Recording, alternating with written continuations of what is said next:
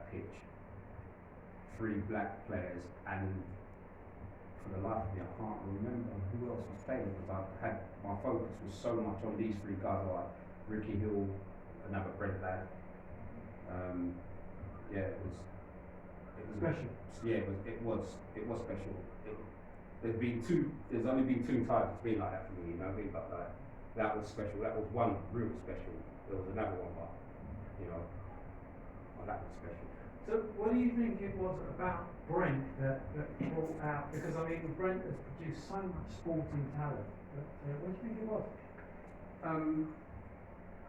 Brent at the time had, for my age group, football was becoming more apparent about players being around you, players going to clubs, and you heard about players being at QPR, Fulham, but all us youngsters, we just thought, no, that's a dream, that's never going to happen to us.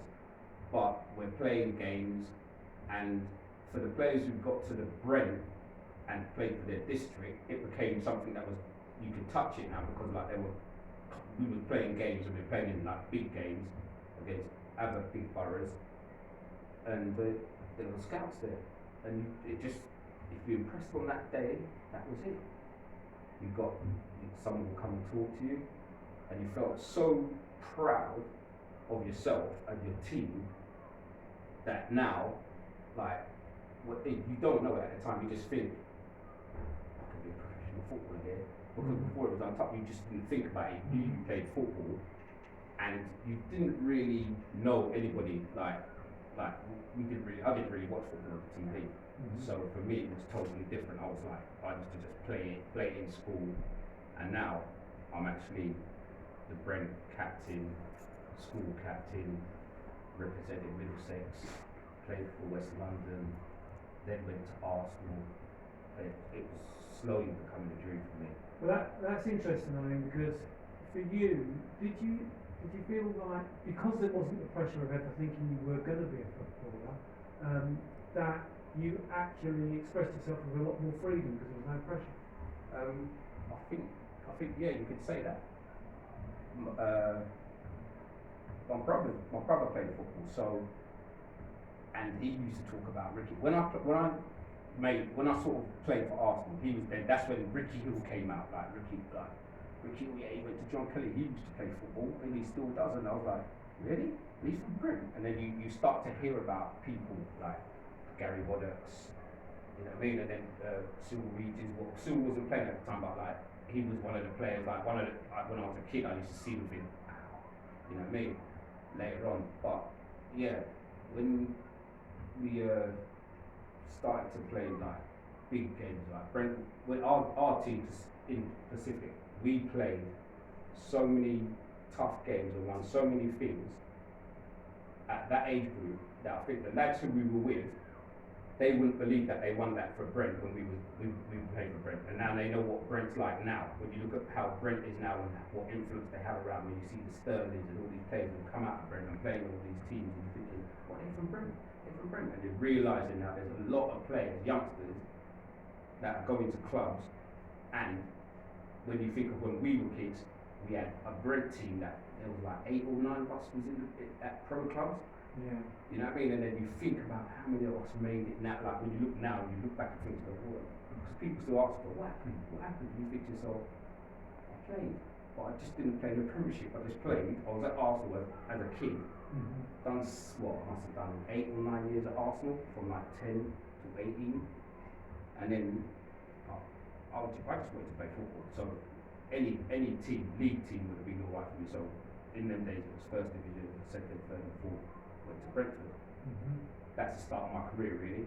When I went to Brentford, but on that journey, all these little things that I used to see, like we can make it. There is black players who can make it from where we grew up, and that was a big thing for me. It weren't like, are you good enough? It was like, we know we're good enough, but can we make it? Because I don't know if there was barriers, but there was. But for us, like, we just sort of just played, and only when we stopped playing, we realised there was barriers. Well, I think you represented the generation that was the first generation that really were allowed to come out and express themselves, and you got picked for it. Yeah, because I mean, obviously, you were at Arsenal with.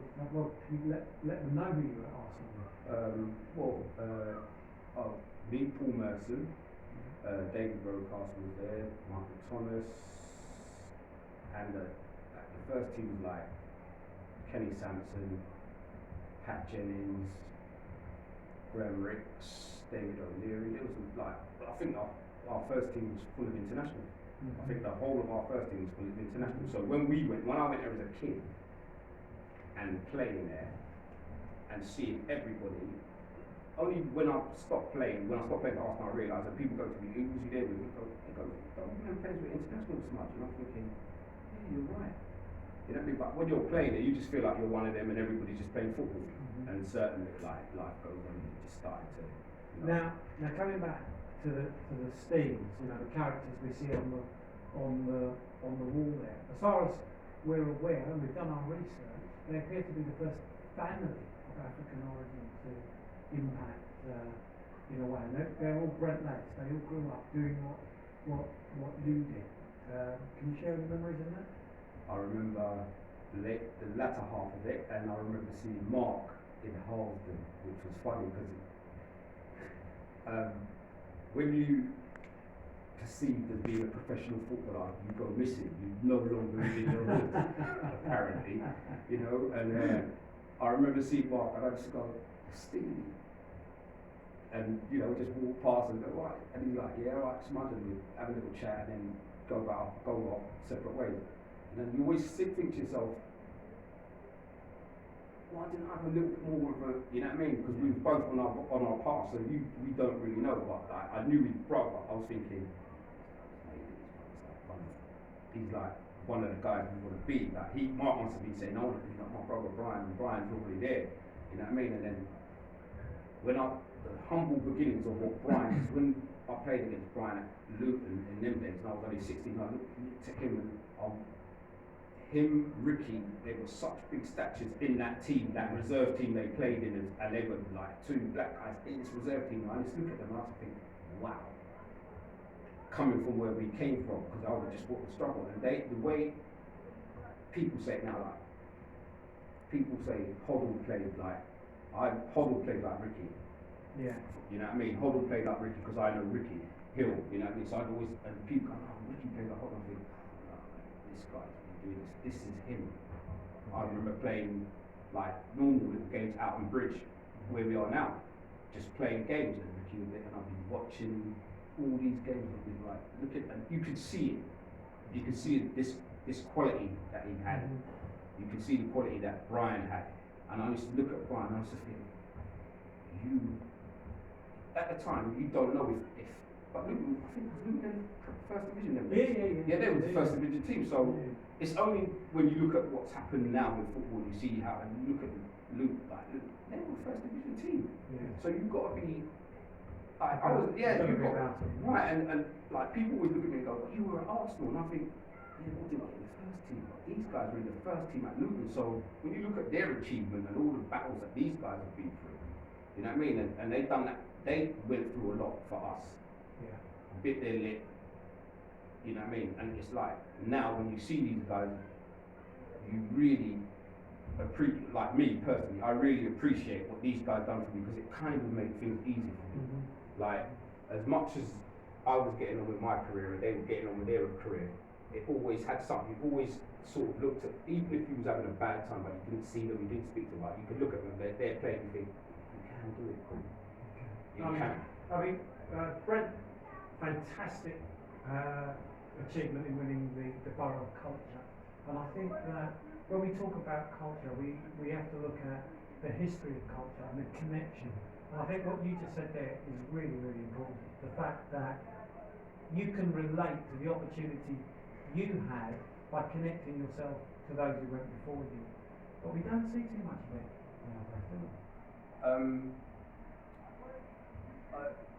We say that, but it's different now because,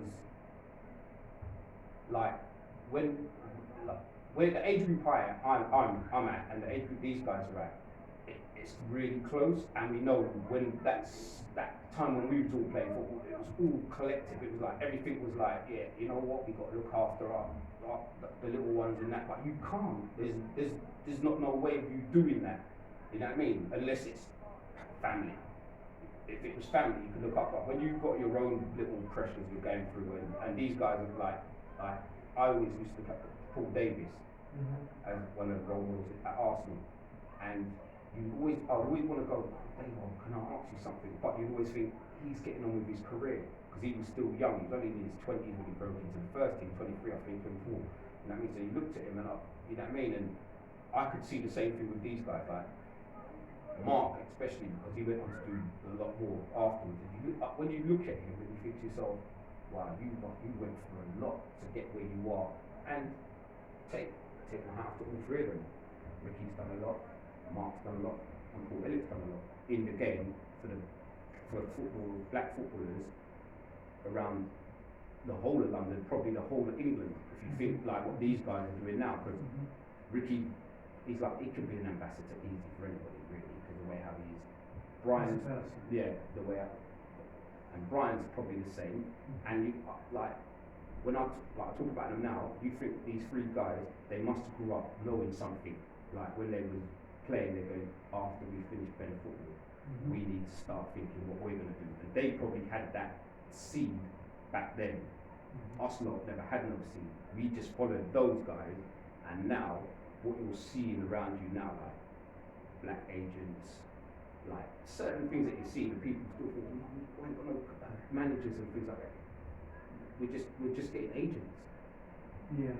You know I mean, interestingly enough, we were speaking with Ed yesterday, and of course, he was one of the first black managers to get into management way back when. So I think the family has achieved quite a lot first that have gone unnoticed. Yeah, definitely. Gone unnoticed.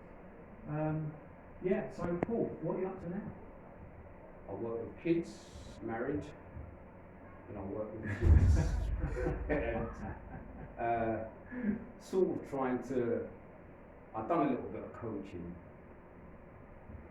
It is my thing, but it's not my thing. I realise I'm more of a person's person, so I prefer to work with kids, and we can have that talk about things and go through things and see why this is happening. But they go, why do you do coaching? But I said, everybody wants to be a coach. And I'm like I saw something the other day about Eddie Newton, what he's doing and what he's achieved. Eddie must be, 10 years younger than me? Yeah. You know what I mean? And and you look, he's doing it now. You know what I mean? He's broke through in the last 3-4 years. He's broke through. Although he was in the back room at Chelsea. Yeah, he was in the back room at Chelsea. And when you if you look at his story, he done a blueprint for something at Chelsea, and they run with it. It's still running now.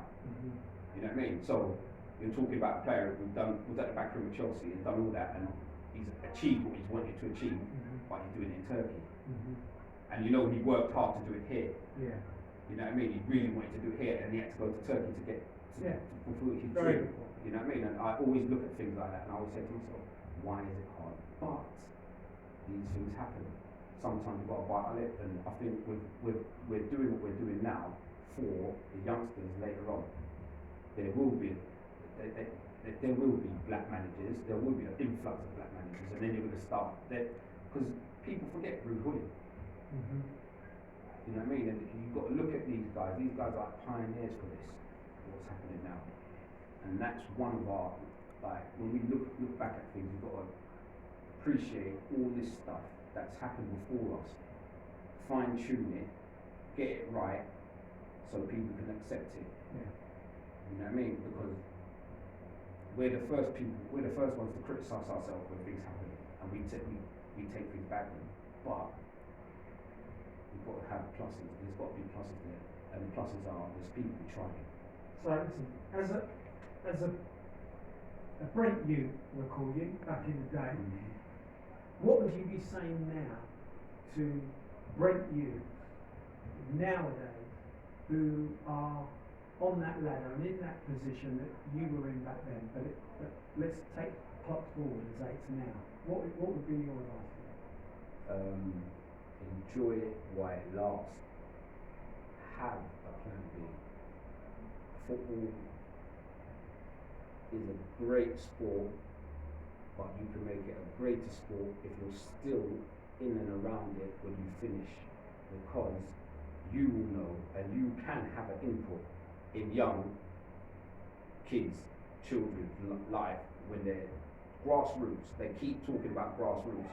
You need to get these grassroots guys back onto the grassroots, out there doing all this coaching and all snow, rain, all. We done it on grass. We done all that stuff on grass. The kids have got opportunities now that they can play all season round, and you can't moan about things where we would always come up with, oh, it's a bit cold. Is this game really going to be on? The doubts that would be in, those are doubts. But when you're here now, here and now, you should not have a doubt. If you want to play football, you really want to play football, you want to achieve that goal, there's nothing stopping you. Mm-hmm. You know what I mean? And you've got to take that feed of all the players and all the people you meet, everybody you meet, you have to feed off of that, the energy they're giving you, the energy they're not probably giving you. Andy Cole, prime example. Yeah. He says when he was at Arsenal, I was shocked when I heard his story, when he says like things like, I just go to the manager's office and say, am I good enough? Don't you think I'm good enough? And we used to think, you can't say that. You know what I mean? But he's right. Why can't he say? You can say that. And You know? he's special. Yeah, he, and that's why I look at what football is about now. From the changes that when we were playing football, it was like, yeah, you just took stuff and they said that you know what I mean. But now you have got to say, you've got that word, and if you're diplomatic about it and you know how to put it forward right, you should go. It should take you, or keep you in good stead for what's going on later on in life. Because people always look back and go, no, he's an all right kid, that kid. I remember when he was younger, because they always say that.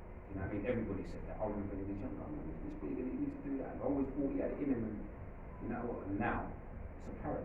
You can see with all the youngsters around you, there's a lot of youngsters that need to be, who are playing now, apparent now, that need to start thinking. And I mean, not even when they're in their 30s, they've got to think now, 23, 24, 25, you've got to be thinking, what am I going to do after football? You know what I mean? Well, listen, you're my buddy, and I could carry this on for a very long time, but to close this off, we brought you out of retirement, didn't we? We're all playing together now, or sort of. Yeah. How you been enjoying it? I'm enjoying that immensely. The wife's not enjoying it because every time I come back I get injured. I've got some sort of injury and it keeps me out for a couple of weeks. But I am enjoying it, and it puts a smile on my face, and I feel like just being out there, just playing football, and people just going, like when we're all there playing, and I look at Mark, I look at Ed, I look at all the players that are playing, I'm thinking, wow, this is it's an achievement to be alive, watching and still playing football with these guys, and looking and thinking to yourself, you could have played for a few more years, knowing that you can't, but you look at players and you think you could have played for a few more years, really. You know what I mean? But football back then was supposed to be longevity, but 37 was the cut-off. But now, but we enjoy the banter between each other, Yeah. and that. I mean, I'm from South London, but you know, in the years of coming over here and getting to know you, Otis is sitting behind us, and for you guys, what's it like for you to know? Wow, you know, look, I'm in my 50s, and I'm playing football with some of my friends I used to play with in my teens. well, if you didn't know, we've got a WhatsApp group, and it's really funny, and it's just started about 8 or 9 weeks ago, and it's a lot with the old players that, like when we played for Brent, Yeah. and all the schools that are in Brent. So when we have that, and people talk about games, and like our school was one of the he was one of the best, and then you had another school that was all like Elstone, they were, you know what I mean? And people talk about games. Oh yeah, how many games did you lose to Elstone? And I'm thinking we only played them 4 times, and you know what I mean? And we lost 2 and they lost 2, but people always go, well, who do you think was the best team? And I go, I don't know who the best team was. You tell me. You know what I mean? And it's like when you're having that kind of banter with guys, and all the guys sit here going, "How to a bit of school, I'm not say nothing." You know what I mean? And you take that away with you because that just says like when even it's like when we all used to play football, all of us were at clubs. Yeah. All of us. Yeah. You know what I mean? And it was just who was going to make it, who made it. You know what I mean? And with all what was going on and how Brent was back as a borough back then, and the diversity change and everything that was happening, and the mix and all the brothers and you know what I mean? And it was just so and Stonebridge was an estate, and you grew up on that estate, and everybody was like a family because we all had the same garden. That garden was everybody's garden, you know what I mean? So when we went down and played, we played. Bunches of us played football on the grass at Stonebridge. Half of us played football in the garages on top of the garages in Stonebridge. It's things like that, and then it's so weird how what we got here right now is this place has been crying for it, and it's so well deserved because you know what that is going to bring to this place. To actual Brent, what it does for Brent. People play Wembley.